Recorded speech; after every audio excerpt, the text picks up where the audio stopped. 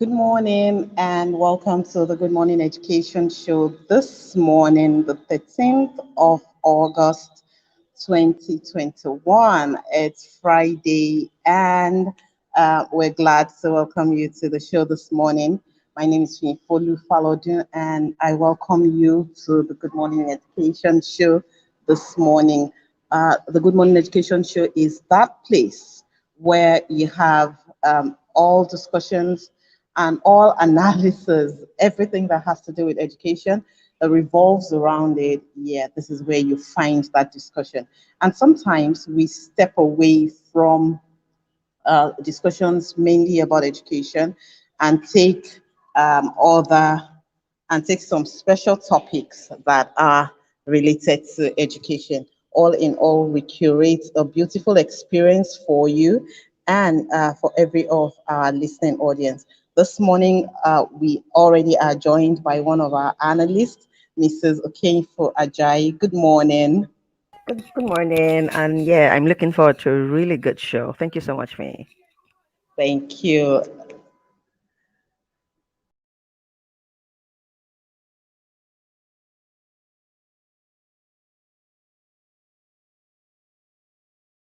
And I just want to welcome everybody once again. And if you're here, you have questions, Okay, it'll yeah, be I'm great back. for you. Okay, back to you, Fee.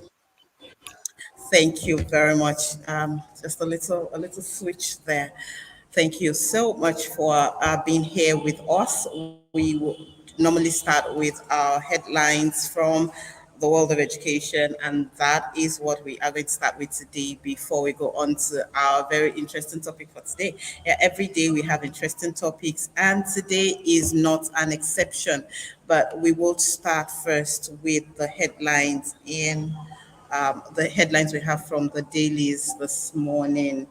The first one says federal government determined to transform public tertiary institutions, says the education minister. The Minister of Education, Malam Adamu, says the federal government is determined to leverage on transformation of public tertiary institutions to outlive the landscape of the education sector. So if I say I understand what I just read, that would be I do not understand. I don't know. Can you make sense of it? This is I mean, actually thanks, Fee. As I was reading it, I said to myself, what exactly is he talking about? I mean, I love the fact that he wants to transform public tertiary institutions, but even the text just shows that there, I, I, I don't know how anything is going to happen there.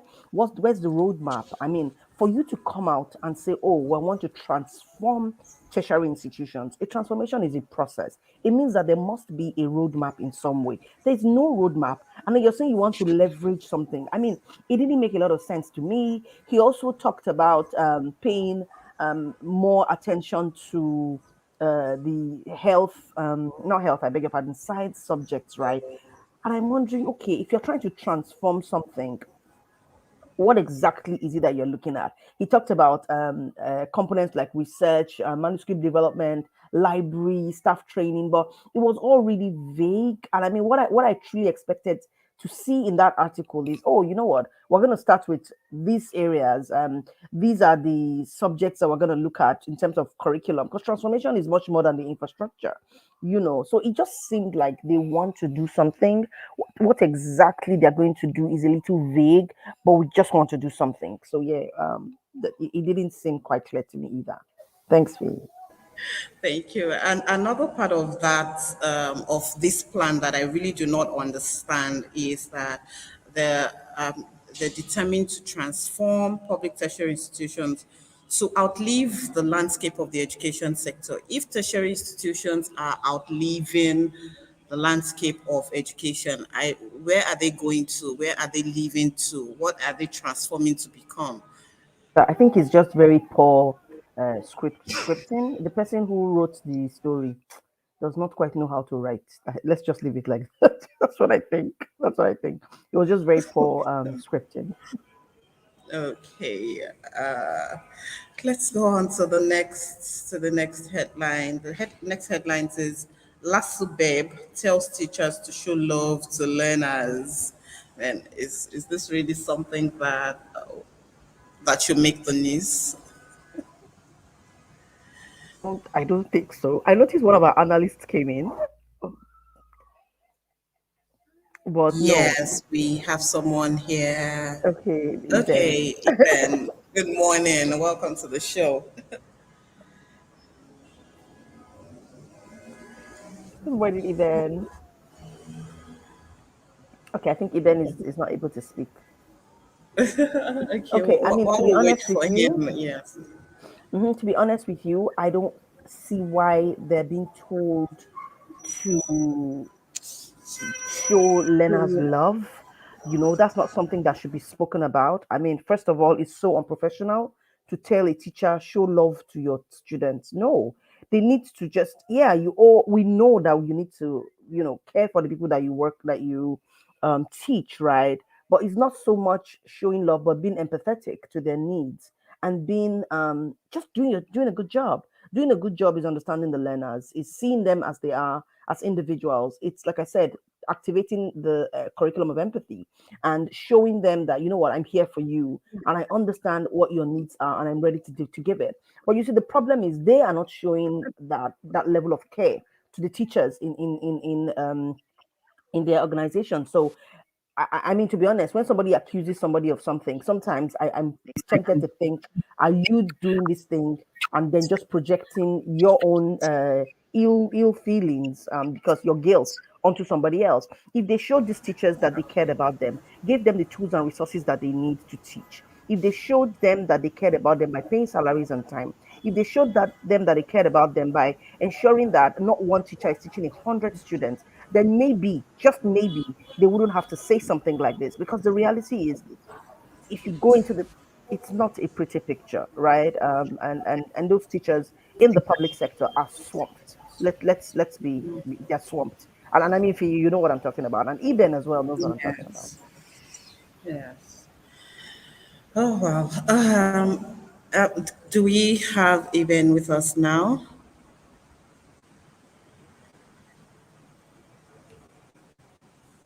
Okay, it's not looking like it. Let's move on to the next headline. Children are multi-skilled. Allow them explore, says the Commissioner for Education in Lagos State. Yeah, I thought I mean, time and time again, the commissioner has proved that she truly is an educator, not just at heart, but with her actions. And so seeing this from her was not a surprise. I think the only thing that I would have to say about this is that she's tasking the parents, right, to say, show the children love, show the children, give the children avenue for self-expression. But we have a culture in Nigeria of children not really, well, not children, parents not being in that space of self-expression. I mean, every time, one of the reasons why I started my school in 2013, to be honest, is I wanted to give the children a place where they could be, just be, to be honest. But then I didn't even want to start a school. I had gone. So my nieces and nephew who are in the US, they don't really do a lot of things like dance and so in school, right? So their mom takes them for soccer practice, mom takes them for ballet, mom takes them for voice coaching. I mean, it's a new world after school, right? And the same thing is happening with my niece in the UK as well. She has gymnastics, she has swimming, she has all sorts, that enrich the learning experiences of the students. But you see, outside of that, of in these places that I've mentioned, the parents see it as part of curricula, right? And if a child, if you notice, Finny, children who are living in Nigeria and are trying to school abroad, those are some of the questions that they ask them on the, well, they don't ask that question, but it is expected Yeah, that you would have, stuff like that written on your college application. yes, But we don't provide exactly. that because it's just not our culture. We feel that the school needs to provide that, but how much of it can some schools provide? Sometimes it's tough. And even when it's provided, how many people in a population, my population, for example, maybe I have about 20% of the students doing enrichment activities. Parents just don't see that it is something that should be done, right? And it is important because it activates the right brain, and the right brain is what actually helps your creativity, is what helps your innovation. And that's the right brain at work, not the left brain, which is really filled with logic, right? And sometimes when children can't express themselves in these areas, what then happens is it's almost like it gives it's actually, it's not almost like, it gives context to what they're learning. If I understand that I need to do three steps and a twist or and a twirl in ballet class, I need to be able to count one, two, three, and then twirl. I need to be able to focus on my twirl, or I'm going to fall and hurt myself. And that in itself is giving me balance, is giving me focus, is helping me with concentration, and that I can translate directly into my learning. So yeah, I do agree that that should be done, but the way it could be done, I think parents, there's a lot of parent re-education that needs to be happening across the centers. I mean, somebody said to me, and that was my cousin. She said, "Okay, okay, is it possible for you to create something on the mainland where, at summer like this, you just children just go there and just like do ballet, do this, do this, do this?" I said, "I love the idea, but the first thing is, it will be a capital intensive project, and for me, how do I sustain it across when it's not summertime? I'm not going to have parents coming in there in the afternoons after school. One, where the location is, it's probably far from their offices. But in these countries that we're looking at, everything is zoned, right? But we don't have those kind of zoning in our country, not right now, and even in our continent in general, right? So that's something that we need to be looking at. We need to think about not just the physical infrastructure, but emotional infrastructure that allows parents to say, oh, you know what?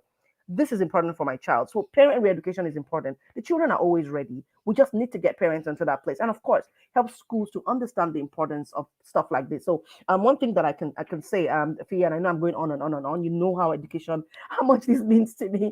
One thing that we can do is look at the STEAM, right? If we include STEAM in our curriculum, which is science, technology, engineering, arts, mathematics, if we can include that in our curriculum more robustly than we're doing right now, and that's one of the clear objectives of every single learning unit, has a STEAM element embedded. What that then does is it gives the children the opportunity to engage with some of those sort of wholesome learning activities. Yeah, and that would be helpful in bringing out that part of the children that we generally do not see as it is right now. Yeah, so that's it for me. Back to you, Faye. That was really profound. I wish someone was listening to you right now. We were talking yesterday. I was just asking, what's the plan for summer for the children? And the parent told me we've made arrangement for a teacher to come to the house. I said, please free these children from academics for this holiday. Yeah. Let them learn some skills. Just what you were saying. I told him, look, if these children are learning to dance, for instance, they're picking up skills, they're picking up counting skills, they're picking up Mm-hmm. self-esteem, Mm-hmm. they're picking up Mm-hmm. all of those things are what helps your children to perform beautifully academically. Academically, absolutely. Please just free them now. Don't clog them with academics. It's a rat You know race out what? there, Faye. Uh, for our Correct. senior students, we don't even It's look at sad that for at college all. application. Anyway, Yeah, universities here don't care if they don't you do. spend all your senior secondary school year playing football, or they really do not care. All they're Uh-uh. interested in is your jam score and what And you you know, have for it's wine. so interesting that you say this, right? So I had a parent of mine who came, and the child, actually, let me use my own child as an example because I mean, I've experienced stuff like this as well. So my daughter loves football. And there was a time in school that we're actually losing her in terms of academics. My daughter was really good academically, but she just wanted to play football. And I mean, her dad and I, we don't say don't play football, but we're like, come on, there's a time for everything. And we didn't handle that properly, right? But the way we generally raise our children is to be really vocal, and they know at home they can, my dad, we're like their friends, we don't do that heavy parenting stuff. I mean, when we need to bring out the Yeah. big guns, we do, right? But and I mean, it was really tough. We had to reevaluate and revise our approach towards that. And we enrolled her in, so first of all, school football club. We started looking for other football clubs around.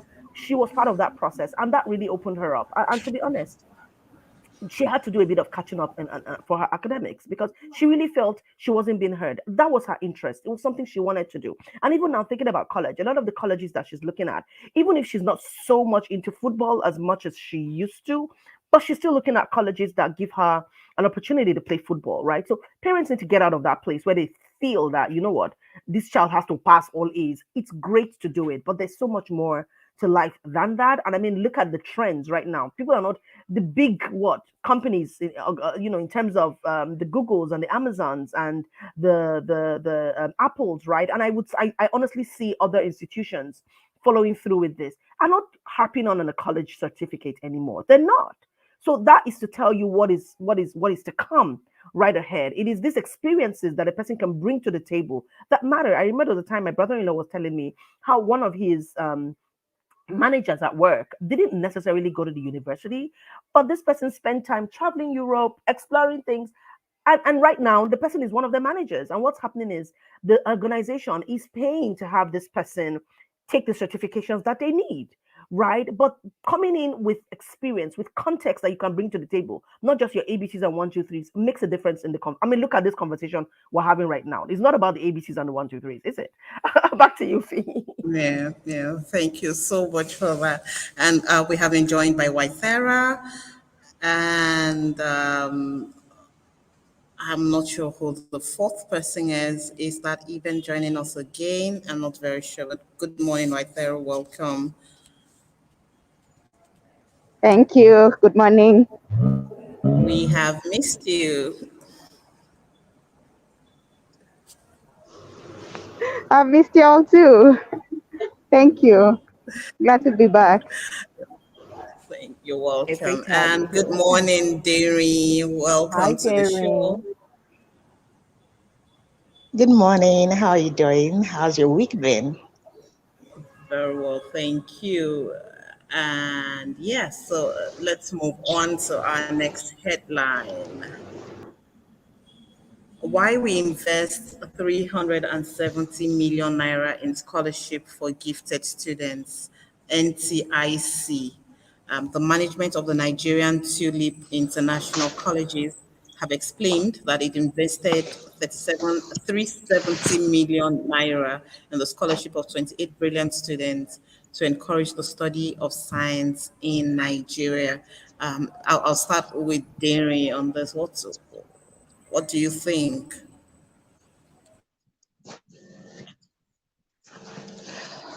Well, putting that money in, will I say, in the scholarship of gifted children, it brings me to the subject of how do you actually identify the gifted children?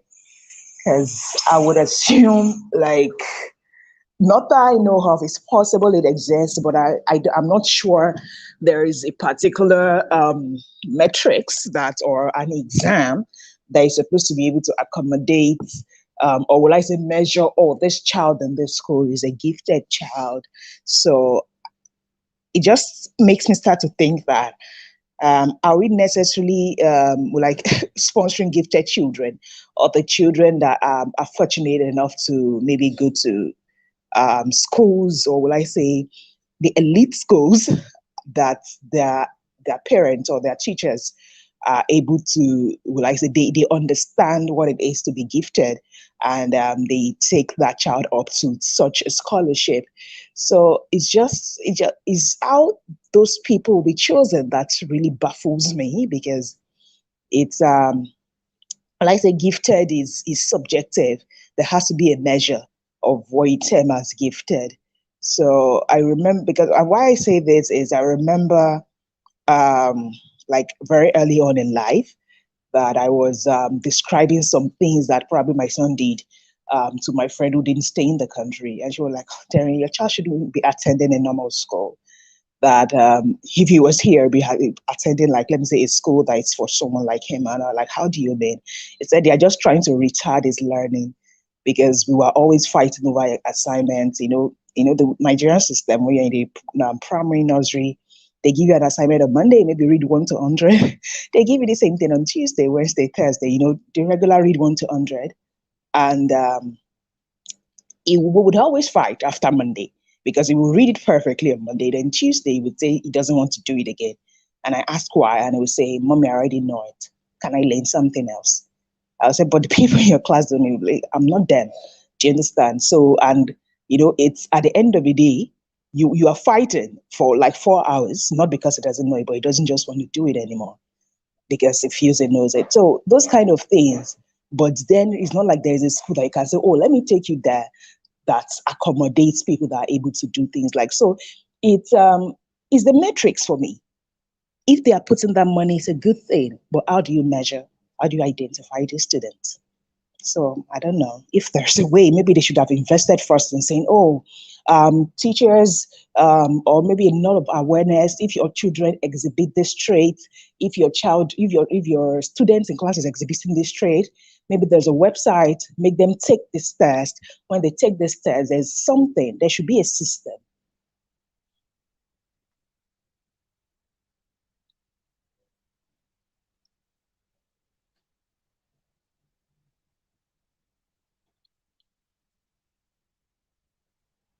Hello.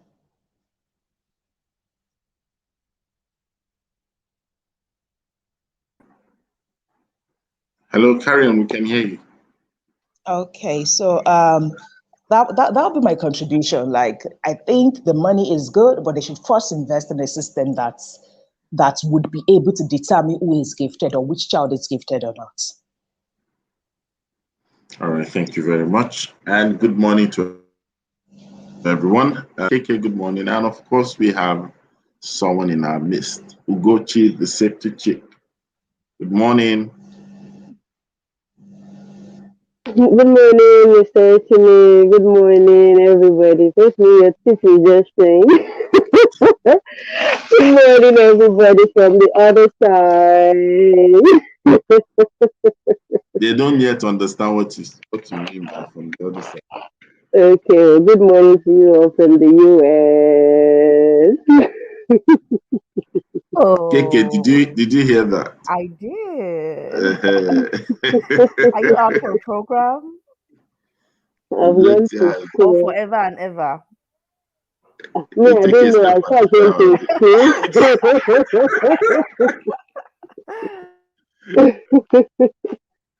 So it's good to hear Ugochi from the other side. I'm feeling Ugochi is here saying hello from the US. Okay, good morning. Fantastic. All right. So let's carry on. I think that headline seems to have attracted a lot. 1.3 million candidates writing NECO in 18,000 centers, says the registrar. 1.3 million. Wow. Yeah, I mean, WAEC did a tactical error, to be honest. By pushing WAEC out so far, they opened up a chance for NECO. The children who want to get into the university, they're not going to sit down and wait for WAEC. So we had a lot more candidates registering for WAEC, for NECO, which started in July, than WAEC, which is, really most of the subjects are starting in September. So yeah, that went without saying that they would increase witness that surge in enrollment numbers for the exam. So yeah, absolutely. Wow. That's revenue as well. 1.3. Cash out, cash out, cash out, cash out. Right. I hope you can sustain it though. All right. Parents condemn indefinite closure of schools in Kaduna by state government. Safety chick, do you want to say something about this? Is there any more information on why the government is closing the schools? Does it have to do with COVID or what's their reason? No, to the kidnapping. Yeah, exactly. Say that again. The kidnap that has been happening, Okay. Okay, so I know that usually closure of schools can be a bit uncomfortable for parents because the children's education is being truncated, but also now that they have a peculiar situation in Kaduna, the kidnap has become too much, and so something has to be done. If there is no system being put in place that is going to ensure security, then I think it is safer if the children are at home. So the parents may not like it, but it's actually for a bigger purpose. It's for the greater good. Otherwise, it will keep on raising fears in the hearts of parents and even children that as my child is going to school, what's the guarantee I'm going to see that child again? So I think what government should also try to do should also work fast in creating a plan to show the citizenry that we are making an effort to ensure that education is secure, so that at least things can return to normal. Yeah, All I right. think. Sorry, I just wanted to jump in on this one. To be honest with you, I agree that there should be some level of closure while a government gets a handle on the situation. But is the government getting a handle on the situation? Is my question. I don't see that the government is doing anything to even ensure that there's nothing that they're doing. They're just saying stay at home. They're not saying stay at home till we go ahead and do this, do this, do this. This is what we've done so far to ensure that banditry is seized in our schools. Nothing, nothing at all. And I mean, if you read the headline, I went a little deeper to read what they were talking about. And some of the parents were saying they're killing bandits in other places. They're chasing other criminals. Why not these ones? Why? What's going on? It's part of the government responsibility to ensure that our children are safe in school, and the government is not saying anything. So I think I feel that from that perspective, the government is failing its populace. To be honest, if we want to say it black and white, yes, there's the responsibility to keep them safe, but then again, what exactly is it that you're doing? There's no information from that regard, nothing at all. And then there's nothing to say, oh, you know what, we've put together this thing that you can use on the interim. Nothing. And it's just such a shame, to be honest. Yeah, back to you, Rotimi. Okay. Damien, do you want to say something on that as well?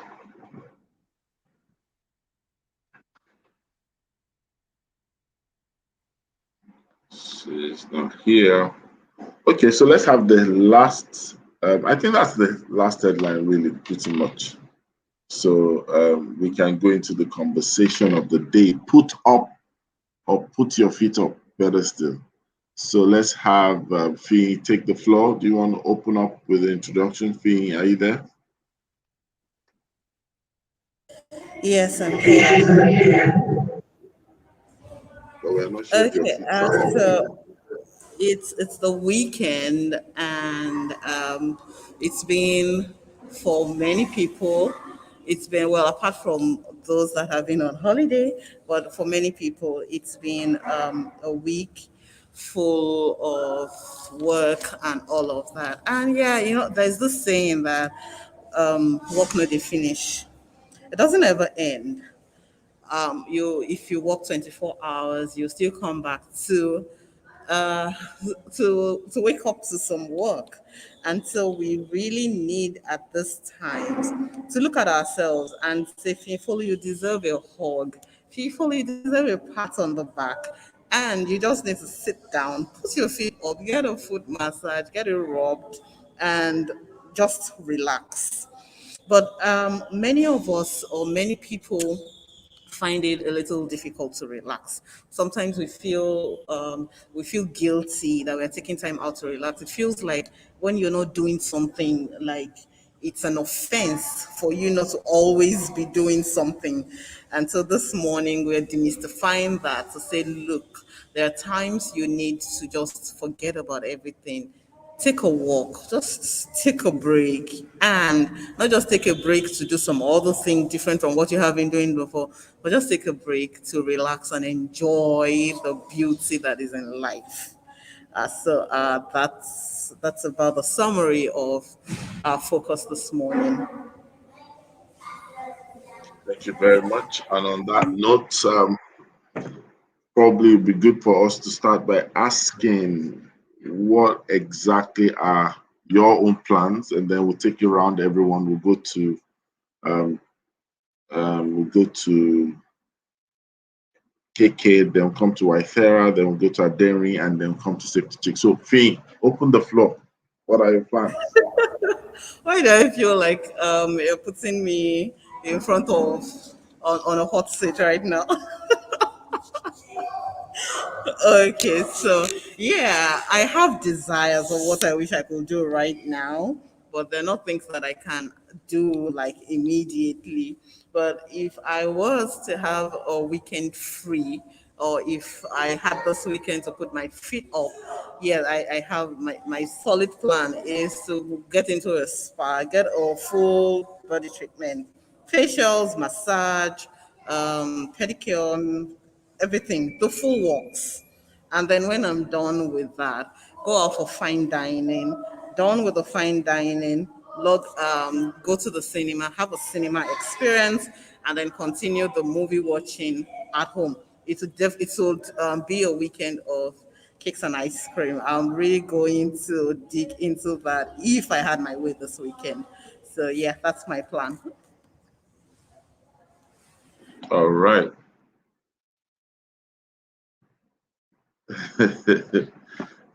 So let's go to the next person. Waithera. KK first before Waithera. I think Waithera is so ready to share Jump in. I something. know Yeah, she's itching to that's speak. that's Maybe we should give her a chance to that talk and then laughter come from back to me that's later. an East African laughter, you know. Yeah, maybe you No, want to go. Kiki, go ahead. Yeah, you sure you can wait? Yeah. All right. I mean, so the reality is I plan in half time into every my day. Every single day, I have time where I take time off and just do absolutely nothing. I as in nothing. I take a nap if I'm at home. I always take a nap. Because I just feel like I can't work every day, all day. What's going on? It's not that serious, please.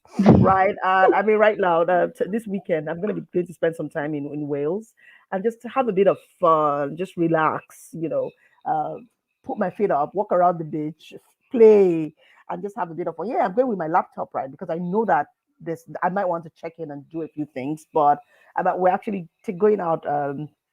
Yeah, just going to spend some time in a really nice resort at this time around. But yeah, we should actually always plan put your feet up time into our day and our week. Yeah, so that's it from me. Back to you, Rosary.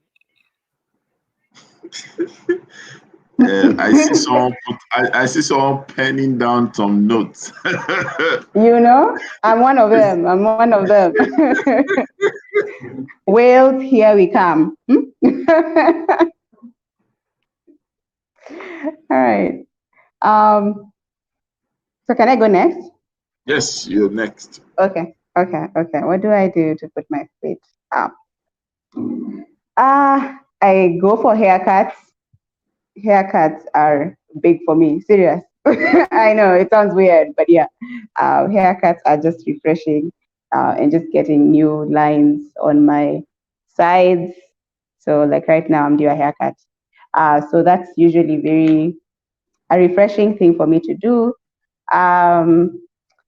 Spending time with friends as well, and just laughing and catching up, going to the movies, finding new restaurants and experiences. So those are some of the ways that I've put my feet up.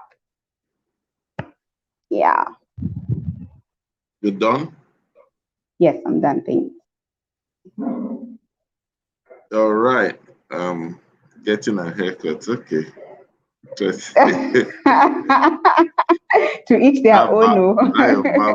now your barber must be sensational. No lie, no lie. Okay, so I think the next person is Adering. Is she there? Yeah, I'm here. So for me, like just like for you, I feel like I'm being attacked because I'm one person that I work, and I actually like to enjoy and take breaks. But for some reason, that has not been happening for me in the last, I don't know, like almost 1 year.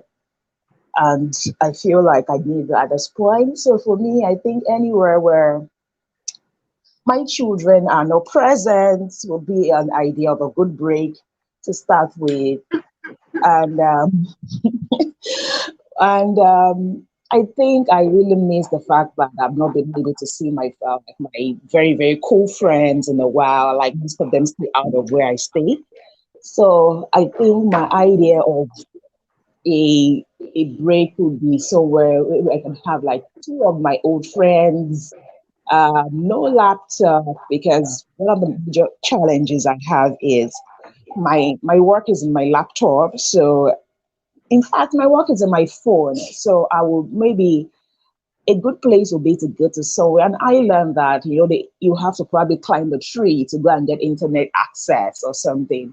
So I could actually just put my feet up. But I think I would like to actually go with friends this time around, and just put my leg up, no internet, and just no children.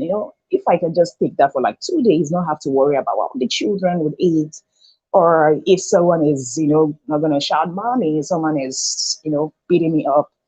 that'll be my idea of a break right now. And I don't even see this as a black part. So I I feel so bad, but I think I'll probably just settle for maybe go and look for a friend the whole day, and maybe even switch off my phone so no one has to call me.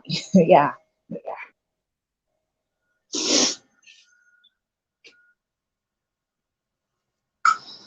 Okay. Interesting. Safety chick, are you there?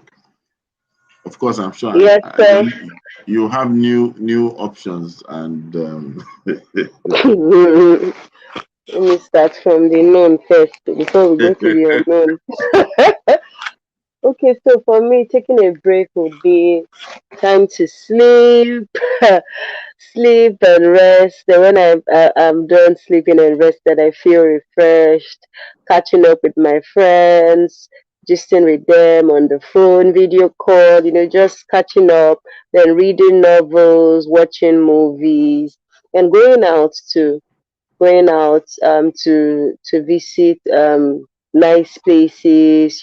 Check out new places and all that.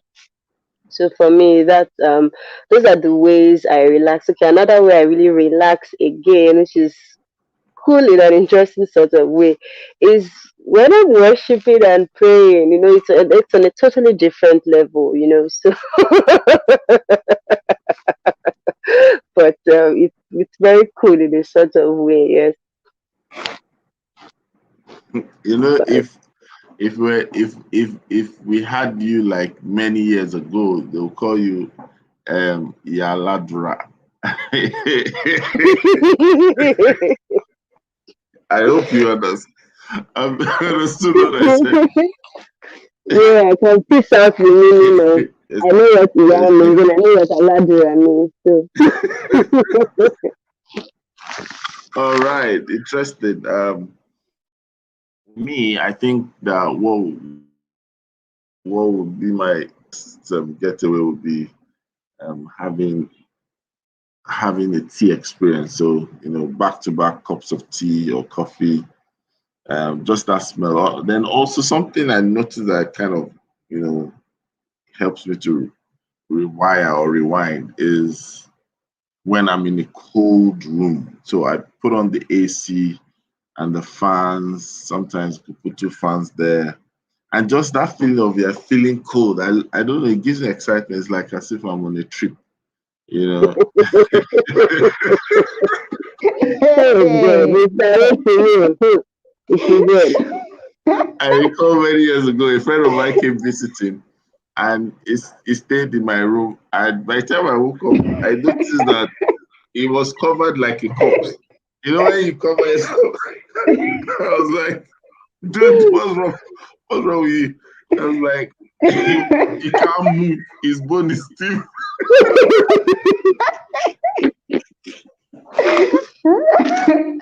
Ah.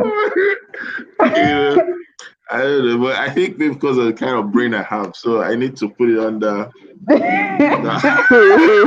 that cold atmosphere so it doesn't get fried there. Yeah. And then sometimes I just like having to, talk to people. And yeah, I listen to different kinds of talks, messages. So I can listen to messages for 10 hours nonstop, and I would not lose consciousness of what is being said.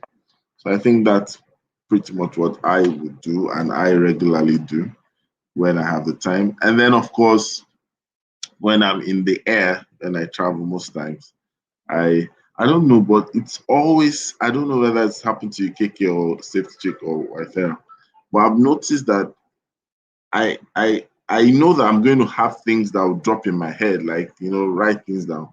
But somehow, somewhere, I would have packed it in the bags that I'm checking in, or probably the carry-on luggage compartment. So I now have like a sheet of paper or something very small. Then I'll now write my stuff. As in, you think I'm trying to do secret source code, that kind of. And that's when the things are coming, it's like the when you get into the class, it's like you're closer to heaven. So you're downloading some ideas and like, we can do this. And if you don't act on it or transcribe, by the time you leave it, maybe a day after, you'll be like, what was I writing? As in, or you leave it somewhere, someone comes to visit you, and probably the person just wants to put maybe a cup of tea or like something. You now use your paper as ice, like saucer. I'm like, Jesus, what do you do? You have That's valuable things. Yeah, but really, we all need this, I believe, and we need to stir each other up to, having such experience. Adelola Edema George is saying it's good to have most of the gang around. It's good. It's good. It's good. And thank you, everyone. Joined us, Taiwo Adekwaju. Thank you for joining. Vicky Wilson Woko joined us today. It's our first time. Florence Ojelmi, thank you for joining us. And Olushola Olumide, thank you for joining us. All right, let me now ask this question, or better still, let me make it like a freestyle, right? I'll start with KK. KK, so put your feet up. What other things would you like people out there to know, especially those who are involved with routine work, back to back? What would you like them to know? What's your counsel, especially in having quality life? Yeah, I mean, so I'll come from a leadership perspective and an entrepreneurship perspective. From the very earliest, you need to learn how to build your team if you have a team. You also need to learn how to automate, right? When you automate a lot of things, it kind of takes a lot of the stress off you. And there's so many free automation tools out there where you do, even Google can allow you automate an email. You just type up the email and schedule it. So there's so many tools that you can use these days, but people forget and they're sitting down and just doing, and you need to just get out of that headspace, right? And then, of course, like I said, you need to learn how to build your team. After you have built the team, trust the team to do a good job. You're paying them for a reason. You hire them for a reason. Let them do the job, right? And I mean, like I mentioned earlier, what I do is I plan in my so I plan my day really.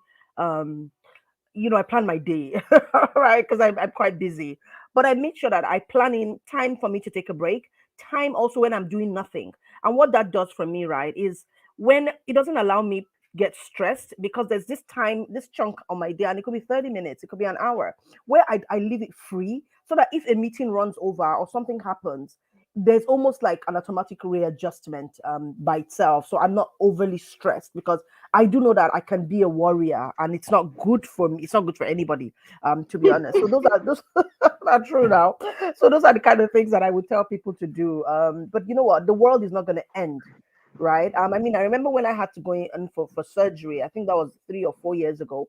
The world did not stop. Everything kept working, right? And I mean, some people even didn't miss me. There was a parent that said, "Oh, were you out?" Oh, I didn't. We didn't even notice. And I was like, "What?" Yeah, life goes on. So you need to actually put those feet up. And I mean, there's one that we don't do a lot is a mental put your feet up. So you could be, and that's what you were talking about, Rotimi, right? Where you're putting your feet up, but then all these ideas are actually coming in, and you want to do something about it. Sometimes what I do is have my phone and just send a quick voice note or just type something, and then I just shut my brain down. I don't do anything about it, no, because I know that even when I do get up a day later to do something about it, I can catch up, right? So I do take mental breaks. And honestly, that's why sometimes Safety Chick, my girl, that romance novel thing, when you're thinking about how the rich billionaire There you go again. 20 There hours you to go secretary, again. you sabi, you will just be so caught up in that romance thing. I sometimes, so yeah, that's my Delete, advice. delete, delete, delete, delete, delete, No delete, way, delete. Oh my goodness. Yeah, back to you, Mr. Rotimi. You know, anyway, it was something I wanted to say, but definitely I'm not going to say it on camera. All right. So let me ask Don't say Derry. it backstage. We are not going to hear. We're not going to listen to it backstage. Don't spoil my career, KK. So let's talk to Derry. Derry, I know that there's this thing called self-talk, and can you just let us in on how we can use that to also boost this feel good factor, or this taking a break or a pause? You know, what's the power of self-talk? Okay. So I always think about things like there's no amount of external, oh, take a break, someone is telling you to do something that will get you to do it until you're actually convinced on your need for it. And there's this thing about it will say, if you don't like, you should talk to yourself, let's put it that way first and all. So for me, sometimes it's like I tell myself, I have to tell myself over and over that look, there is there is no human being that is irreplaceable. There is no human being on earth that is irreplaceable.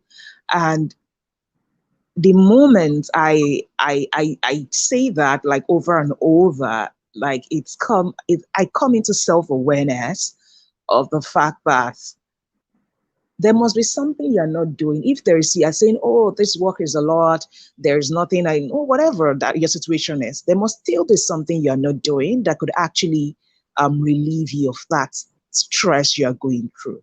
There must be something. And it's like you're automating it, you're delegating it, you're outsourcing it. There must be something you're not doing.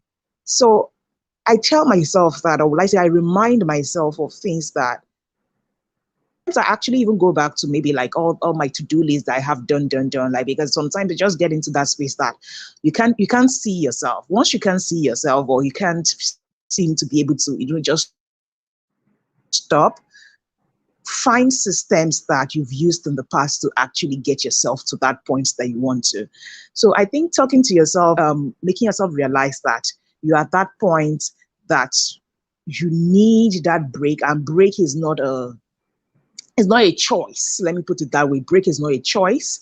I've gotten myself to that kind of point like 2 times, and I think one I had to be in the hospital for about 4 days, and it was just stress. Like, it was just stress, and I just thought to myself, look, there's no point in you getting yourself this stressed that you're now having to take unwanted breaks in the middle of a big thing. If you did not, if you had talked to yourself at some points that you are overdoing it. So I think there should be something in all our rooms that is saying no human being is irreplaceable, no one is irreplaceable. And maybe if we visited places like hospitals more, or funerals where they are just saying, it helps you get into that space of, yes, realization, like, okay, when you visit places like that, it brings you into that realization quickly. Like, nobody even needs to tell you anything. Like, you come back and you realize that, oh, you need to take a break. So yeah, I think we should put in systems in place to remind ourselves very, very often. And one of that would be visiting the sick, the people that are sick. When you do that, you remind yourself quickly. That's like a very fastest thing to do it. Thank you so much. All right. Thank you so much. All right. Waithera, Yes. Do you practice self-talk? Yes, I do. But I practice the kind that I'm irreplaceable, It's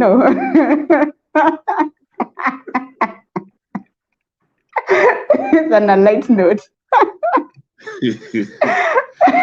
But I absolutely agree with what Darren said, that if you don't take breaks, then, your body will take a break when you don't want it to take a break. So, but then again, also, I realize that there's also seasons, because sometimes if you're starting out something, it's hard to, you don't have resources likely to delegate to.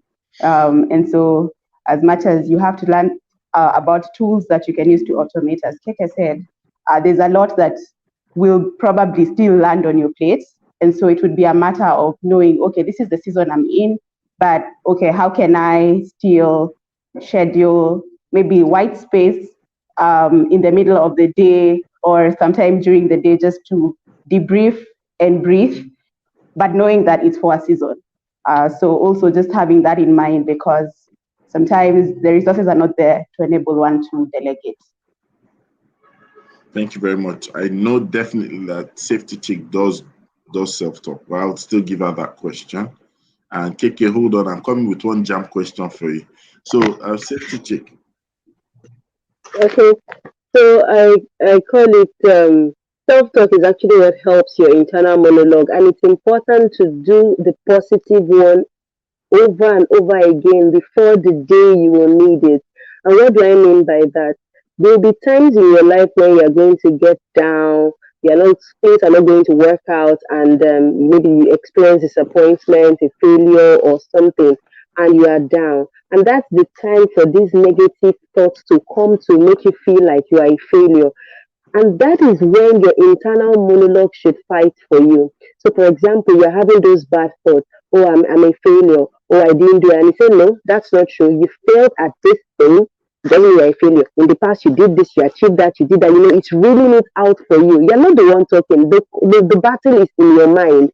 But if you have not built up your self-talk positively when everything was fine with positive confessions, with declarations, with believing well of yourself, deliberately. On the days you are down, your internal monologue can take you down. Because if you say that it's because you are not serious, you see, your head is not correct. You be like, it's true, my head is not correct. That time to this, I need to and so you become concurring with it. I'm serious. It's the battlefield of the mind. So it's really critical that on days when we are doing great, we don't have problems, we are investing in that our internal monologue with positive self-talk, have great affirmations and declarations that you say to yourself regularly, do things to produce results in your life. Honestly, it's also so helpful so that on those days when you are down and the negative thoughts come, your positive thoughts can win the battle, basically. I like that. Obviously, I know you've been listening to First It Was Fragrance because say that's how you win your battle, right? So you are stealing lyrics. Now to KK. I'm almost forgetting my question. No, I mustn't forget the question. Okay, so we all know that life has its ups and downs. Sometimes the people who actually are under the weight of results, either because they're coming out of a loss or a struggle, or they're in a difficult period in life. How do they apply put up your feet principle or put your feet up principle, especially those who are going through tough moments?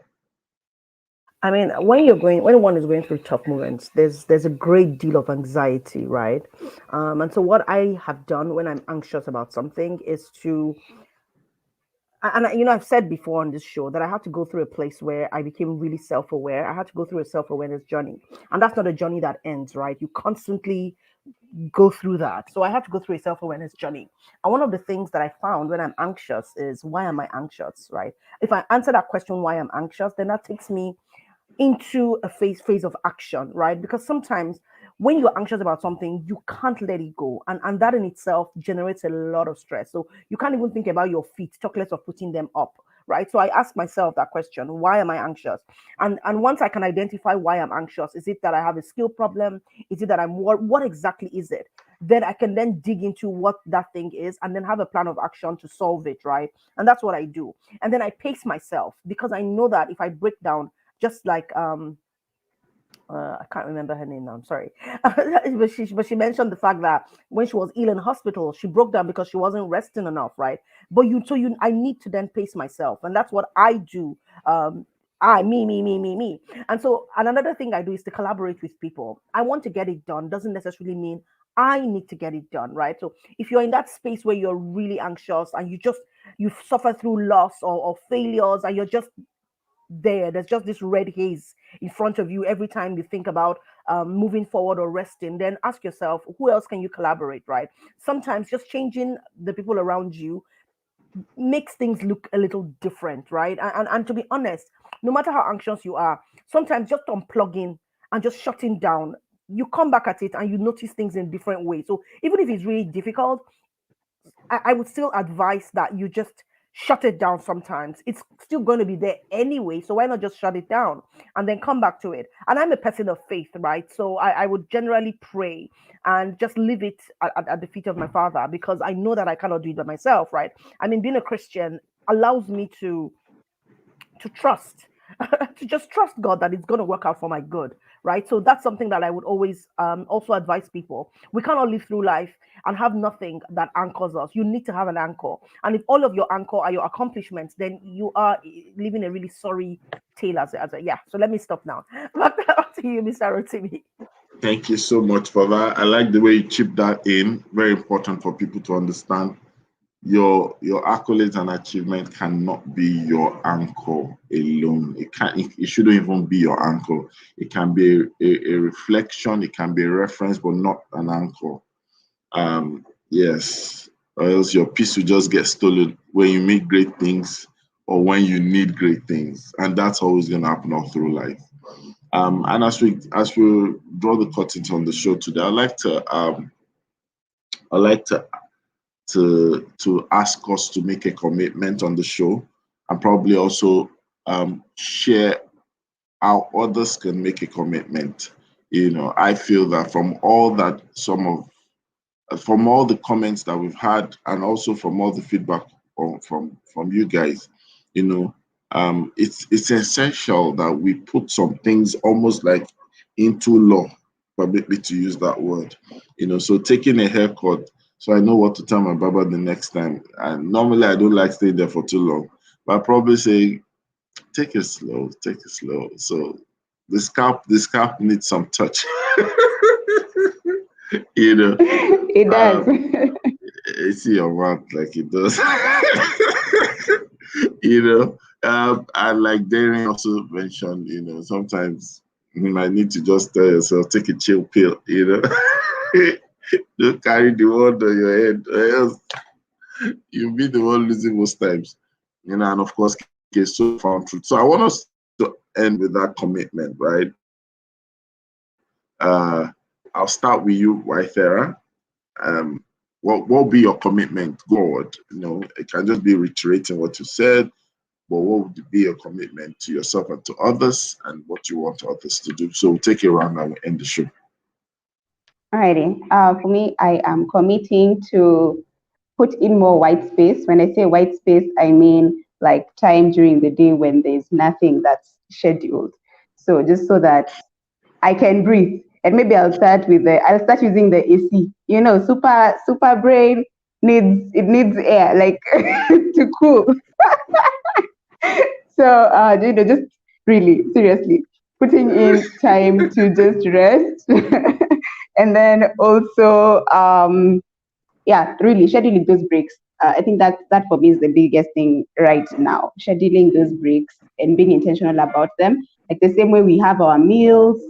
For different people, there's different things that's priority for them. For some people, okay, for everyone, sleep should be on top on that list. So in the same way, a break should be there. Like just time to think about even how was my day. And then the other thing I would add is like just take time to write your strengths, take time to hype yourself, and like bless yourself with that self-talk and say, look who I am, look who God created, how great is God. So like just taking time to actually appreciate who you are, and yeah, just revel in that and sit in it. I think even more ideas would come because you're in a place of strength, because you know who you are. Yeah. Thank you. Thank you. And then Daring. Okay, I think my commitment would be to actually take a look at the things that I did during the last holiday with my children that actually brought me joy.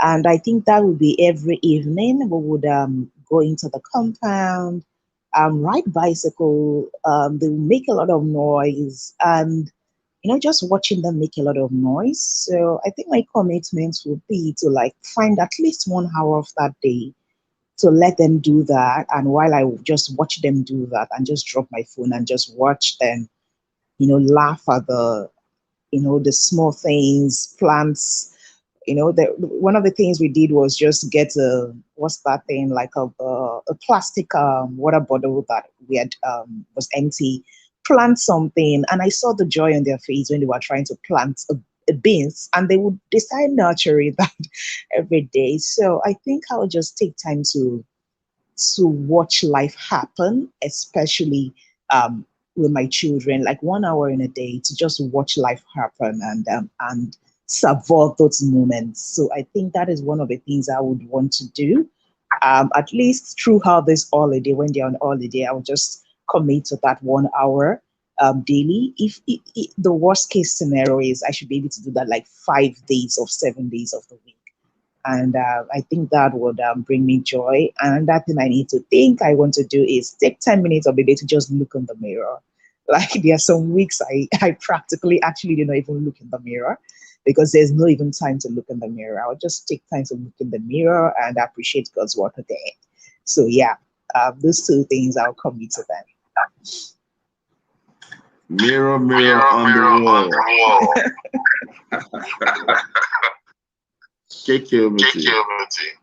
Yeah, I mean, I love the things that Dairy and Withera talked about, right? So like both of them, I'm just going to prioritize self-care as well, a bit more. I hope I won't just become, because I've really prioritized self-care since the lockdown. So prioritizing it a bit more, I don't even know what that's going to look like. What that's gonna look like. But yeah, prioritize self-care a lot more. I'm gonna focus on, so there's two books that I've been writing. And writing relaxes me really. So I'm just gonna spend some time as well writing those, trying to finish those two books. And yeah, I'm also gonna look out for my team a bit more. Well, I do look out for them right now, but maybe a bit more, and insist that they take time off like they should. I mean, some of them are not feeling well and they still come into work, and I'm like, why are you at work? And they're like, and I'm like, go home. So maybe just I don't even know what to do about that, to be honest, because but yeah, just look out for them a bit more and prioritize their own self-care as well is something that I would do. And family is always a big deal for me. So like Dairy, we schedule family time just to be sure that we spend that time bonding, and that's really important as well. So yeah, it's been an amazing conversation. Thanks for curating, Rotimi. Back to you. Thank you very much. And for me, I think that I'm going to cook more. I'm going to cook more. I'm going to explore hosting friends more. And I think I'm not going to increase the AC. I don't want to kill myself though. That's already checked. I'm just going to give more opportunity to share myself with the world and do more with others. So, and then of course, I'm coming for my EBA date, KK. It must happen. Yes, that EBA date is long overdue. Yeah, but you see, making the eba and the soup is going to stress me. It won't allow me to put my feet up. So I don't know what we're going to do. You need some stress. Some stress is good, and then you put your feet up after. Okay, yeah, we should plan. We should plan. All right, it's been a great one. Thank you, guys. Thank you, everyone. And I hope those who are listening to us will take a turn in making commitments to doing stuff. Please share this video, share the other videos, subscribe to our channels, like our channels, follow Withera on social media, follow Aderian Sola on social media, Okeinfo Ajayi on social media, and get to learn more from them, get to learn more from all of us so that you can be more and all that you are meant to be. So that's all we're able to take for this week, but we're coming back next week. We're coming back stronger. We're coming back greater. Exciting, interesting topics. Guess what? You just might not know. You might have the President of the United States on the show. You just don't know. All right. Thank you, everyone. So at the count of 3, we have a sign off and our payoff, right? At the count of 3. Are you guys ready? 1, 2, 3. It's always a great morning. Good morning. Sure. Bye. Have a cold weekend, All right, you too. Bye.